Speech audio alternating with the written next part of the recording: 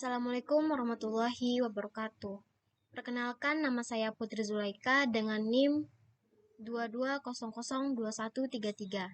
Saya dari sesi 067 nomor absen 8. Pada kesempatan kali ini, saya akan mempresentasikan hasil rangkuman isi buku yang berjudul Manajemen Perpustakaan. Berikut identitas buku yang sudah saya rangkum, yaitu judulnya tentang manajemen perpustakaan. Penulisnya yaitu Ruli Nadian Sari dan kawan-kawan.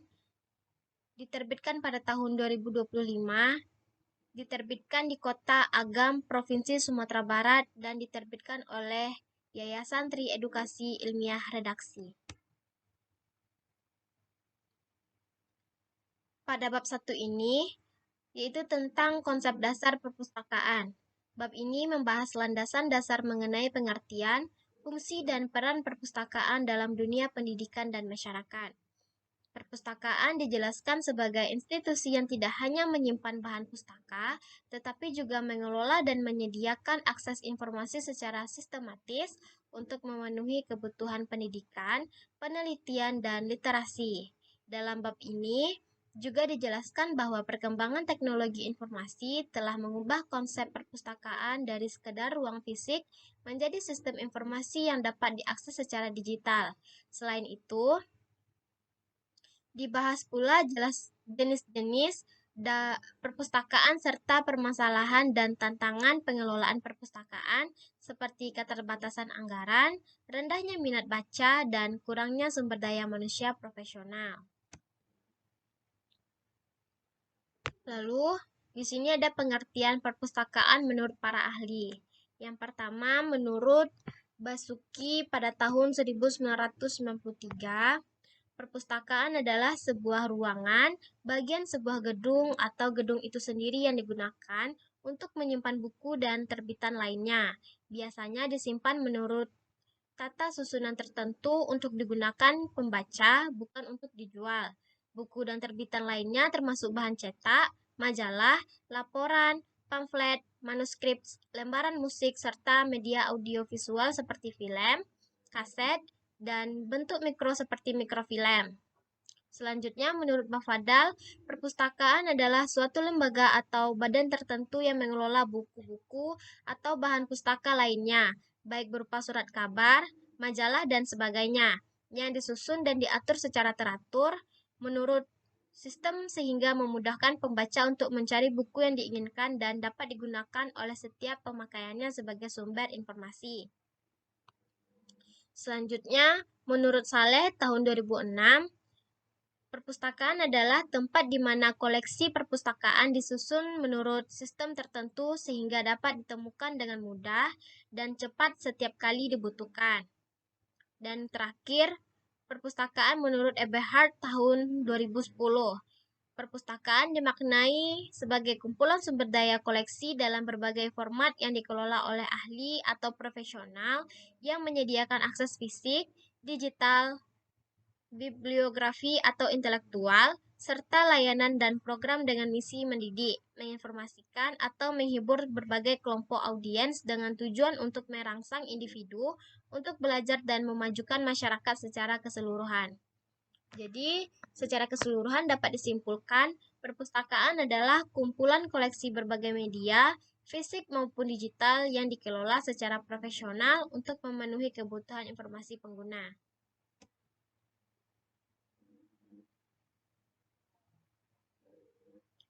Selanjutnya, ada jenis-jenis perpustakaan. Yang pertama, perpustakaan sekolah.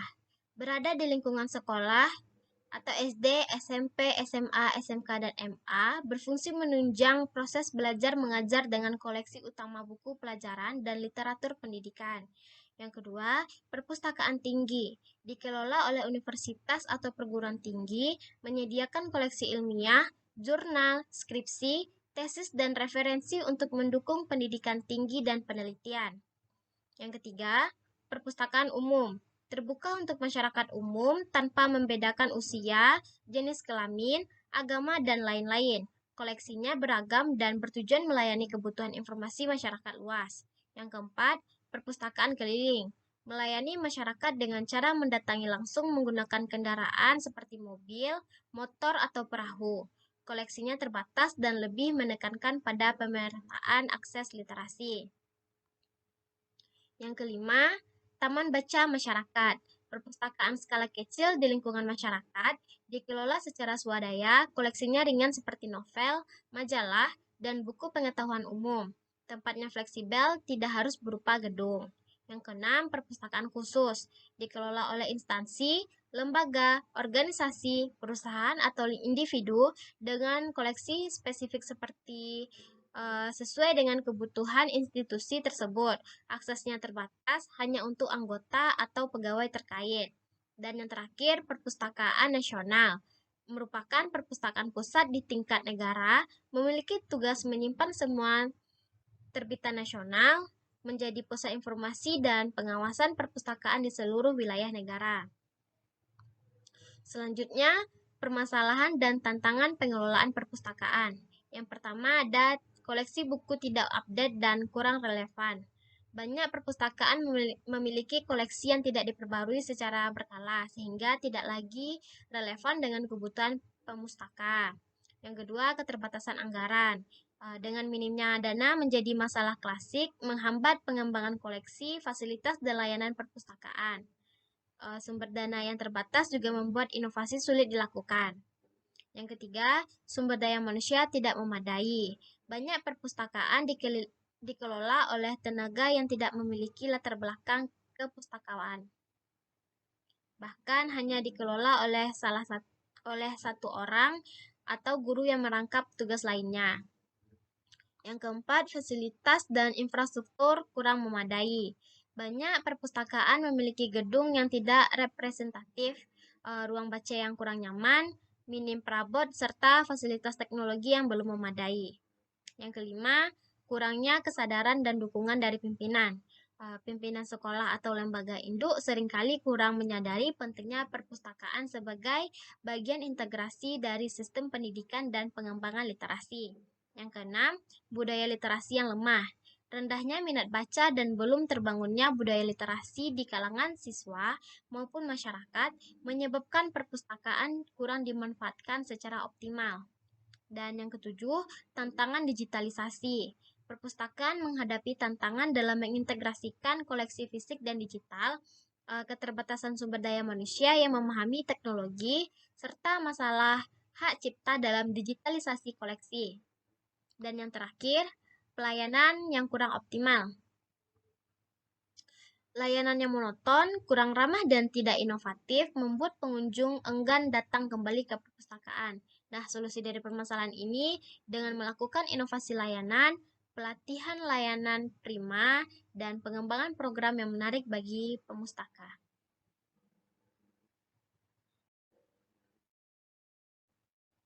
Selanjutnya, pada bab 2 tentang sejarah dan perkembangan perpustakaan. Bab ini menguraikan sejarah perpustakaan dari masa ke masa, dimulai dari peradaban kuno hingga era modern. Perpustakaan pada masa kuno berfungsi sebagai tempat penyimpanan naskah dan dokumen penting, seperti Mesopotamia, Mesir kuno, dan Yunani. Pada abad pertengahan, perpustakaan berkembang menjadi pusat keilmuan dan keagamaan, terutama di dunia Islam dan Eropa. Memasuki masa Renaissance dan pencerahan, perkembangan teknologi cetak mendorong penyebaran ilmu pengetahuan secara luas. Bab ini juga membahas perkembangan perpustakaan di Indonesia, mulai dari masa kerajaan, kolonial, hingga pasca kemerdekaan, yang menunjukkan transformasi perpustakaan sebagai sarana pendidikan dan pembangunan bangsa. Selanjutnya pada bab 3, tentang jenis-jenis perpustakaan dan fungsinya. Yang pertama, perpustakaan nasional.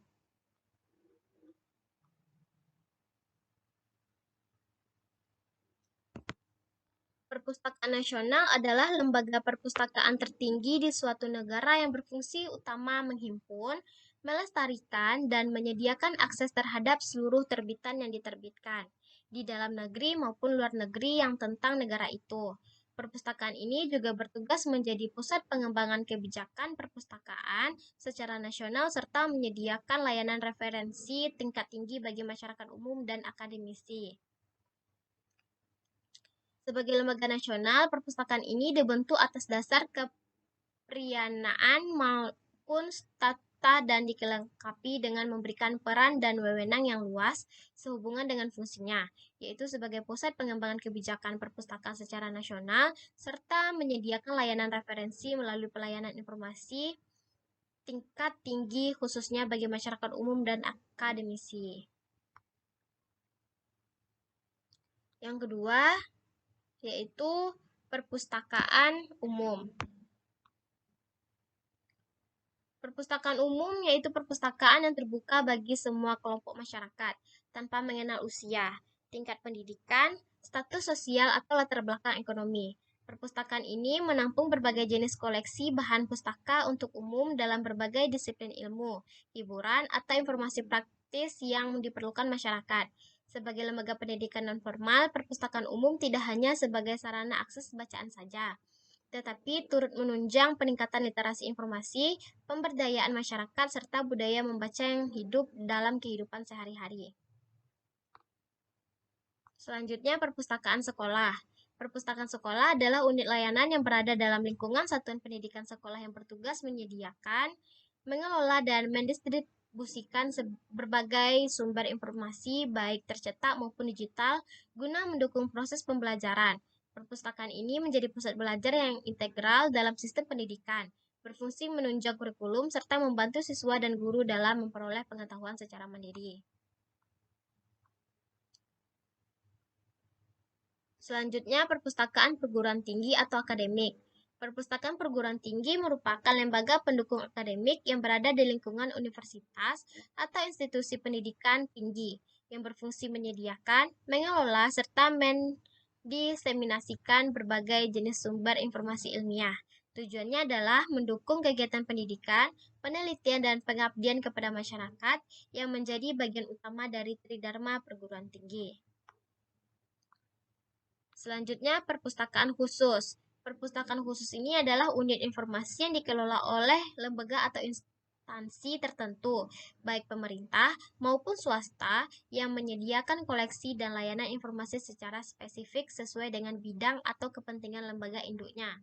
Berbeda dari perpustakaan umum atau akademik, perpustakaan jenis ini memiliki cakupan koleksi yang lebih terfokus pada satu disiplin ilmu atau sektor tertentu seperti hukum, kedokteran, pertanian, militer, perusahaan, dan lain-lain. Selanjutnya, perpustakaan digital atau elektronik.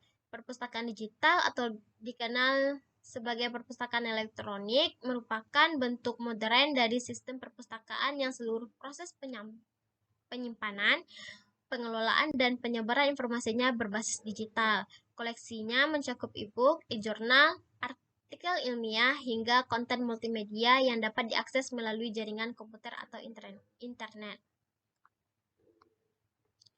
Selanjutnya, perpustakaan hibrida. Perpustakaan hibrida adalah bentuk perpustakaan yang memadukan koleksi fisik atau cetak dengan koleksi digital atau elektronik dalam satu sistem layanan terpadu. Model ini muncul sebagai respon terhadap perkembangan teknologi informasi dan kebutuhan akan akses informasi yang lebih fleksibel, sehingga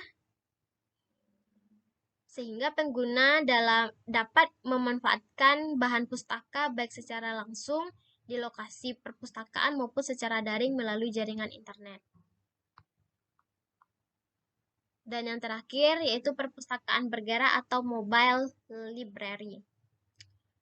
Perpustakaan bergerak adalah bentuk layanan perpustakaan yang dirancang untuk menjangkau masyarakat yang tinggal di daerah terpencil, sulit dijangkau, atau yang memiliki keterbatasan akses terhadap fasilitas perpustakaan tetap. Layanan ini biasanya disediakan dalam bentuk kendaraan seperti mobil, motor, sepeda, kapal, bahkan gerobak yang telah dimodifikasi untuk membawa koleksi bahan pustaka dan peralatan lainnya. Selanjutnya pada bab 4 membahas tentang manajemen koleksi dan pengadaan buku.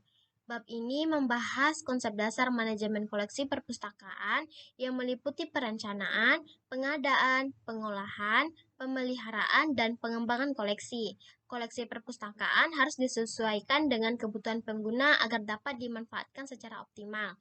Bab ini juga menguraikan strategi pengadaan buku seperti pembelian, hibah, dan kerjasama dengan berbagai pihak. Selain itu, dibahas pula tantangan dalam manajemen koleksi seperti keterbatasan anggaran, koleksi yang tidak mutakhir, serta kendala dalam pengelolaan bahan pustaka digital. Selanjutnya, masuk dalam bab 5, membahas tentang katalogisasi dan klasifikasi bahan pustaka. Yang pertama, katalogisasi bahan pustaka. Katalogisasi merupakan proses pembuatan wakil ringkas suatu bibliografi. Kegiatan ini melakukan analisis terhadap hal-hal penting dari suatu bahan pustaka dan mencantumkan hasil analisis tersebut pada katalog. Proses pentalongan meliputi pengatalogan deskriptif dan pengatalogan subjek. Pengatalogan deskriptif meliputi penentuan tajuk entry utama dan pembuatan deskriptif bibliografi. Sedangkan pengatalogan subjek meliputi penentuan subjek dan nomor klasifikasi. Katalogisasi bahan pustaka merupakan proses penting dalam pengelolaan koleksi perpustakaan.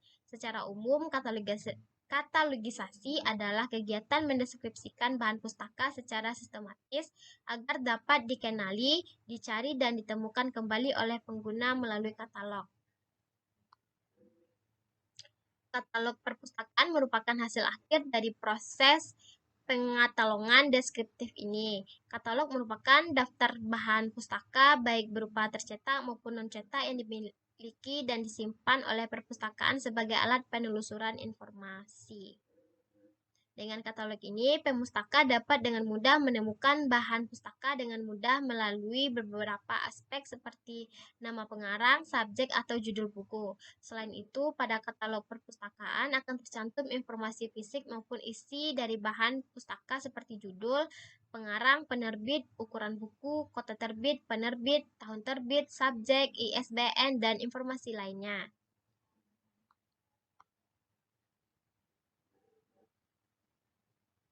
Ada beberapa macam bentuk katalog sesuai dengan perkembangan perpustakaan. Di antaranya adalah yang pertama katalog kartu. Katalog kartu yang terbuat dari kertas manila yang agak tebal daripada kertas HVS. Kartu ini memiliki ukuran 12,5 x 7,5 cm. Yang kedua, katalog berkas. Adalah katalog yang berupa lembaran lepas disatukan dengan penjepit khusus. Setiap lembar memuat satu entry dan setiap penjepit berisi 500-600 lembar atau slip. Ukuran katalog berkas ini 12,5 x 20 cm. Yang ketiga, katalog buku adalah kartu katalog tercetak dalam bentuk buku yang masing-masing halamannya memuat sejumlah entry. Yang keempat, katalog elektronik adalah katalog dalam bentuk file di komputer. Katalog ini mudah diakses untuk penelusuran atau pencarian ulang. Yang kelima, katalog online adalah katalog yang entry-entrynya disusun dalam komputer dengan menggunakan database tertentu. Yang kedua yaitu klasifikasi bahan pustaka. Klasifikasi adalah kegiatan menganalisis isi bahan perpustakaan dan menetapkan kode menurut sistem tertentu yang tepat untuk sebuah buku, karangan dalam majalah, dan lain-lain. Penempatan nomor klasifikasi bahan perpustakaan yang menggunakan sarana atau alat bantu yaitu terjemahan ringkasan desimal dan indeks relatif disesuaikan dengan DDC 20 atau daftar tajuk subjek. Tujuan klasifikasi memudahkan dalam penelusuran terhadap benda-benda yang ingin kita peroleh secara cepat dan tepat. Benda-benda yang diklasifikasi di perpustakaan adalah bahan pustaka yang merupakan koleksi perpustakaan. Suatu bahan pustaka memiliki beberapa ciri, misalnya ciri kepengarangan, bentuk fisik, ciri ukuran, warna kulit, dan lain-lain. Adapun manfaat klasifikasi adalah sebagai berikut. Yang pertama, dapat mensurvei buku-buku yang dibaca. Yang kedua, dapat mengadakan keseimbangan koleksi agar koleksi menjadi lengkap. Yang ketiga, melalui studi dari sistem klasifikasi, seseorang akan menemukan cara berpikir teratur dan sistematis. Yang keempat, sebagai sistem penempatan buku dalam rak. Selanjutnya, pada bab 6, terkait layanan perpustakaan dan pelayanan pengguna. Yang pertama ada pengertian pelayanan perpustakaan.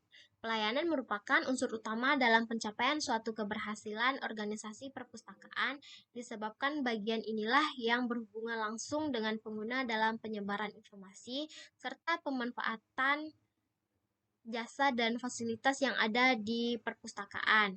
Banyak argumentasi yang menyatakan bahwa layanan perpustakaan merupakan titik sentral kegiatan perpustakaan. Dengan kata lain, perpustakaan identik dengan layanan karena tidak ada perpustakaan jika tidak ada kegiatan layanan. Pelayanan perpustakaan mencakup semua kegiatan pelayanan kepada pengguna yang berkaitan dengan pemanfaatan, penggunaan koleksi perpustakaan dengan tepat guna dan tepat waktu untuk kepentingan pengguna perpustakaan. Kegiatan pelayanan kepada pengguna perpustakaan merupakan pelayanan yang diberikan oleh suatu perpustakaan untuk menyebarkan informasi dan pemanfaatan koleksi. Pengguna perpustakaan tidak hanya menginginkan pelayanan yang diberikan pihak perpustakaan saja, tetapi juga menginginkan pelayan tersebut dalam jumlah dan kualitas yang memadai.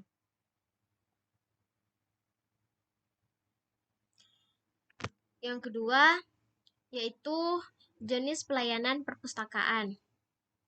Layanan perpustakaan mencakup berbagai kegiatan yang berkaitan dengan pemanfaatan koleksi dan informasi yang disediakan oleh perpustakaan seperti peminjaman, pengembalian, penelusuran informasi, dan bimbingan penggunaan. Dalam dunia perpustakaan dikenal dua macam layanan perpustakaan, yaitu layanan teknis dan layanan pengguna atau pemustaka.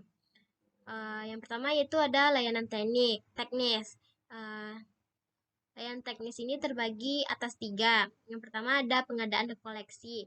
Perpustakaan melakukan pengadaan koleksi melalui berbagai cara seperti pembelian, peminjaman, titipan, tukar-menukar, hadiah, dan hibah. Yang kedua, pengolahan koleksi. Setelah koleksi diperoleh, perpustakaan melakukan pengolahan seperti pengatalogan, klasifikasi, dan persiapan untuk disajikan kepada pemustaka. Yang ketiga, preservasi dan konservasi. Perpustakaan melakukan upaya untuk menjaga koleksi agar tetap awet dan dapat digunakan dalam jangka panjang, termasuk perawatan, pembersihan, dan pengontrolan lingkungan. Yang ketiga, yaitu sistem pelayanan perpustakaan.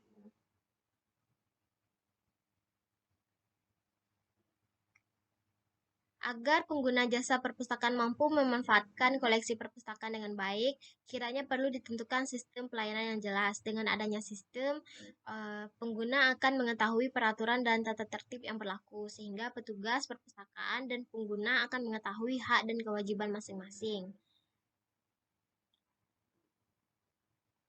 Sistem pelayanan perpustakaan juga terbagi dalam beberapa. Yang pertama ada sistem layanan tertutup, yaitu pelayanan yang tidak memperbolehkan pengunjung perpustakaan masuk ke ruang koleksi. Yang kedua, sistem layanan terbuka. Merupakan bagian dari sistem pelayanan perpustakaan pada perpustakaan tinggi yang melayani sivitas akademika dan koleksi yang banyak biasanya menggunakan sistem layanan terbuka. Dan yang ketiga, sistem layanan campuran, kombinasi dari sistem terbuka dan tertutup. Perpustakaan yang menggabungkan beberapa jenis sistem layanan, misalnya layanan terbuka dan layanan tertutup, agar dapat memenuhi kebutuhan pengguna dengan lebih fleksibel. Dan yang terakhir, yaitu mutu layanan perpustakaan. Mutu pelayanan yang baik akan menarik banyak pembaca dan akan mendapatkan penghargaan masyarakat. Untuk meningkatkan mutu layanan perpustakaan dapat diupayakan kegiatan-kegiatan sebagai berikut. Yang pertama yaitu sikap ramah dan penampilan yang menarik para pustakawan dalam memberikan pelayanan. Yang kedua, menyediakan brosur tentang kegiatan yang ada di perpustakaan. Yang ketiga, mengadakan berbagai perlombaan di perpustakaan seperti bercerita, menggambar, membaca puisi, dan sebagainya. Yang keempat, mengadakan study tour bersama di perpustakaan. Yang kelima, mengundang tokoh masyarakat atau pakar untuk ceramah atau bahkan menceritakan pengalamannya. Yang keenam, membuat jadwal kegiatan dan peraturan yang baik. Dan yang terakhir, berbagai kegiatan menarik lainnya yang sesuai dengan situasi dan kondisi. Selanjutnya pada bab 7 terkait manajemen sumber daya manusia dalam perpustakaan. Yang pertama ada konsep dasar manajemen sumber daya manusia. Manajemen sumber daya manusia di perpustakaan adalah proses perencanaan, pengorganisasian, pengarahan, dan pengawasan terhadap tenaga kerja yang bertugas mengelola dan memberikan layanan perpustakaan agar tujuan organisasi dapat tercapai secara efektif dan efisien. Sumber daya manusia perpustakaan mencakup pustakawan dan staf pendukung yang memiliki keterampilan, keahlian, serta pengetahuan khusus dalam bidang perpustakaan dan informasi. Yang kedua, yaitu fungsi-fungsi manajemen sumber daya manusia perpustakaan. Yang pertama,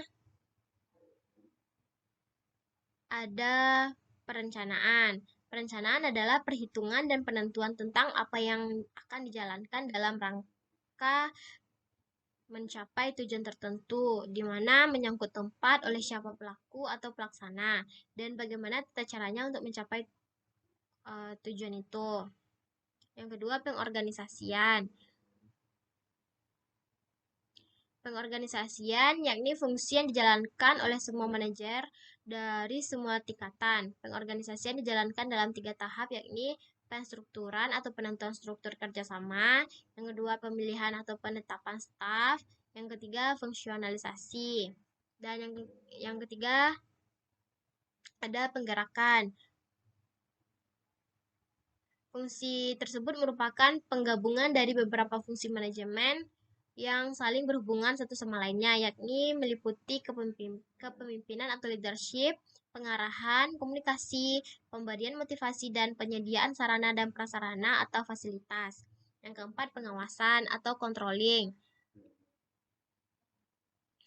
Pada pokok pengawasan ini adalah kegiatan yang membandingkan atau mengukur apa yang sedang atau sudah dilaksanakan dengan kriteria, norma-norma, standar, atau rencana-rencana yang sudah ditetapkan sebelumnya.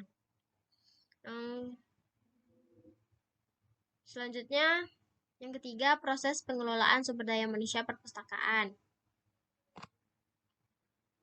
Yang keempat, permasalahan dan tantangan pengelolaan perpustakaan. Yang pertama ada koleksi buku tidak update, yang kedua pemeliharaan koleksi yang kurang baik, yang ketiga fasilitas tidak memadai, yang keempat minimnya anggaran, yang kelima pelayanan yang kurang optimal, yang keenam kurangnya tenaga profesional, yang ketujuh rendahnya kesadaran dan dukungan pimpinan, yang kedelapan tantangan digitalisasi.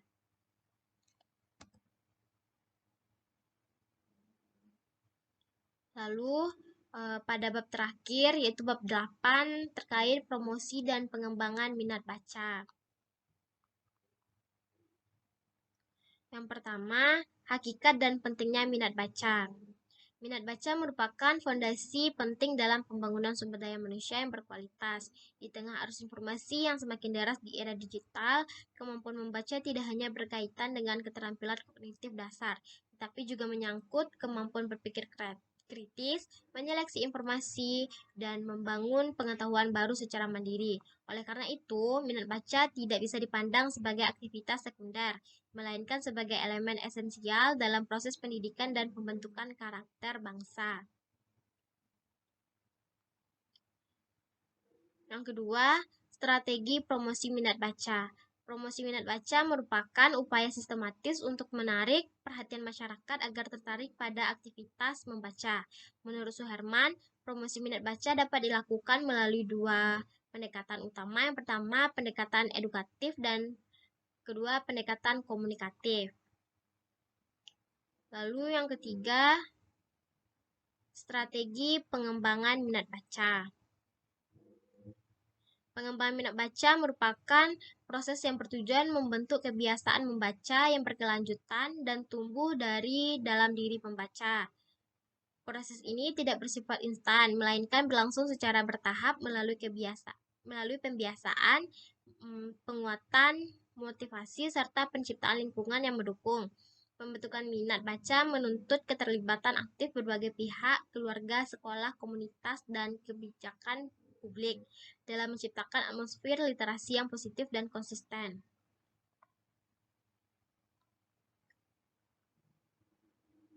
Menurut Guthrie dan Wakefield, pengembang minat baca yang efektif dapat dilakukan melalui pendekatan concept-oriented reading instruction atau CORI, yaitu strategi pembelajaran membaca yang mengintegrasikan keterampilan membaca dengan pengalaman belajar bermakna, dorongan eksplorasi, dan kebebasan memilih bahan bacaan.